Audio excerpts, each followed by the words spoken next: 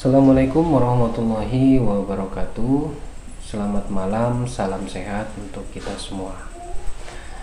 Berjumpa lagi dengan saya di channel Resbahdi, di mana video kali ini saya akan berbagi informasi yang menarik, di mana banyak sekali teman-teman kita yang bertanya terkait kita yang dinyatakan lulus atau dalam pengusulan NIP3K tiba-tiba kita mengundurkan diri.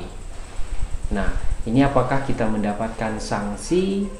Karena kalau kita lihat dari isu-isu yang beredar, ada yang menyampaikan bahwa teman-teman itu di blacklist, tidak bisa ikut seumur hidup seleksi ASN. Terus ada juga yang menyampaikan bahwa kita mendapatkan denda berupa uang. Nah, ini banyak sekali yang beredar. Jadi perlu saya luruskan informasi yang menarik ini. Jadi teman-teman itu memang harus paham, harus tahu sebelum mendaftar, baik itu PNS maupun P3K, karena semua itu diatur dalam peraturan Menteri Pendayagunaan Aparatur Sipil Negara. Jadi bunyinya seperti ini teman-teman. Jadi bisa dilihat, ini bagian ke-8 pengangkatan menjadi P3K. Pada pasal 35, teman-teman bisa lihat di ayat 5. Dalam hal pelamar yang sudah dinyatakan lulus tahap akhir seleksi dan sudah mendapat persetujuan nomor induk P3K, kemudian mengundurkan diri, kepada yang bersangkutan diberikan sanksi tidak boleh melamar pada penerimaan ASN untuk 1 periode berikutnya. Oke, ini cukup jelas ya teman-teman. Jadi teman-teman ketika mengundurkan diri, maka teman-teman itu tidak di blacklist. Teman-teman itu tidak didenda berupa uang. Tetapi teman-teman diberikan sanksi, itu tidak boleh melamar pada penerimaan ASN untuk 1 periode berikutnya. Jadi contoh misalnya teman-teman mendaftar di tahun 2022. Teman-teman dinyatakan mengisi jabatan formasi itu setelah teman-teman itu berada di tahap akhir pemberkasan untuk pengusulan NIP3K. Tiba-tiba teman-teman mengundurkan diri dengan alasan misalnya teman-teman tidak suka tempat kerja itu, mungkin jauh dari keluarga atau jauh dari kampung, maka teman-teman diberikan sanksi ketika teman-teman mengundurkan diri. Sanksinya teman-teman tidak bisa ikut 1 periode berikutnya penerimaan ASN.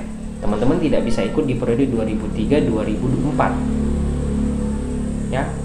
Tetapi perlu teman-teman tahu, bukan saja pendaftaran P3K, karena di sini dijelaskan penerimaan ASN. Jadi teman-teman tidak bisa mendaftar PNS maupun tidak bisa mendaftar P3K ya, karena di sini dijelaskan penerimaan aparatur sipil negara.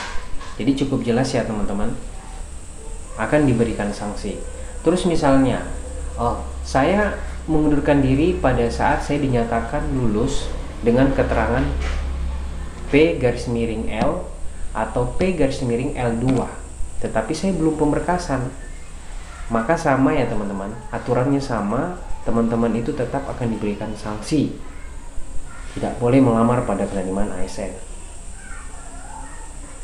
Jadi cukup jelas ya teman-teman, informasi ini saya luruskan, tidak ada teman-teman itu didenda dengan uang atau teman-teman itu di blacklist seumur hidup. Itu nggak ada, itu nggak benar adanya, karena ini diatur dalam peraturan Menteri Pendayagunaan Aparatur Negara dan Reformasi Birokrasi Republik Indonesia nomor 29 tahun 2021. Jadi teman-teman bisa cek di Google, dimana tentang pengadaan pegawai pemerintah dengan perjanjian kerja untuk jabatan fungsional. Jadi teman-teman silahkan buka nanti di pasal 35 ayat 5. Itu cukup dijelaskan bahwa teman-teman itu diberikan sanksi untuk periode berikutnya. Oke teman-teman, saya kira untuk informasi ini cukup jelas. Bagi teman-teman saya, sahabat-sahabat Resbahdi yang mungkin ada yang mau ditanyakan terkait masalah P3K, tenaga kesehatan, silakan teman-teman komentar di video ini. Nanti kita coba untuk mencari referensi, jadi teman-teman juga bisa tahu, jadi kita sama-sama tahu. Oke teman-teman, semoga bermanfaat video ini, dan terima kasih sudah menonton. Mohon dukungannya untuk menekan tombol subscribe sehingga channel Nurse Badi bisa berkembang dan selalu memberikan update-update informasi terkait ASN. Oke, dan saya akhiri dengan ucapan Assalamualaikum warahmatullahi wabarakatuh.